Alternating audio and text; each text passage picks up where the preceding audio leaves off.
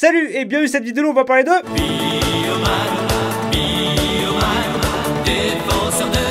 Alors je ne reviendrai pas sur les origines des Power Rangers puisque le journal du geek a fait un excellent dossier et que je mets le lien dans la description. Je vais donc parler directement du film et si pour vous les Power Rangers évoquent des Gugus en collant colorés qui mettent sur la gueule à des Gugus en collant moins colorés avant de sauter dans des dinosaures en plastique qui se transforment en robots géants qui va botter les fesses en monstre en mousse, eh bien sachez que le film n'a absolument rien à voir avec tout ça. Donc si le film c'est pas ça, c'est quoi? Eh bien je dirais que ça peut se résumer comme étant la thérapie de groupe de 5 cadeaux limite cassos. Et croyez-moi, c'est aussi chiant que ça en a l'air. Mais avant de parler des côtés négatifs qui vont quand même occuper une grande partie de la vidéo, je vais essayer de parler des côtés positifs.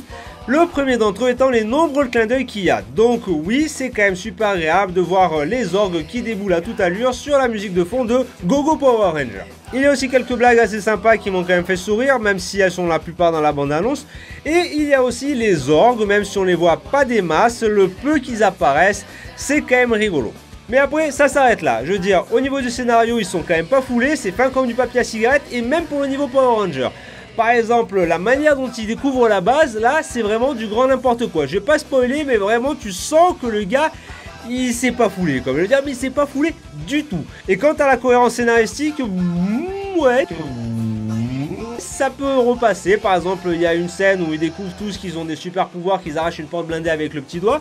Et la scène suivante, on a Zach qui est en train de se démoner sur un pauvre caillou pourri avec son maillet et qui arrive pas à le péter. Alors tu dis, qu'est-ce qu'il fout?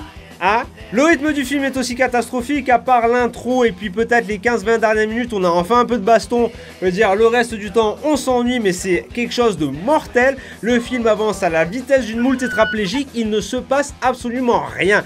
C'est du blabla avec quelques petites scènes d'action pour essayer de dire ouais c'est quand même un Power Ranger, mais c'est tout, c'est nul.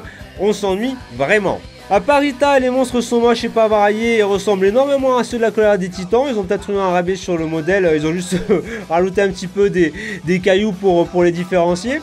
Goldar ne ressemble absolument à rien, c'est une espèce de grand truc géant qui se liquéfie et on se demande un petit peu ce que c'est. Les orgues sont sympas mais on les voit trop peu, comme je vous le disais on doit les voir 15 à 20 minutes à la fin du film.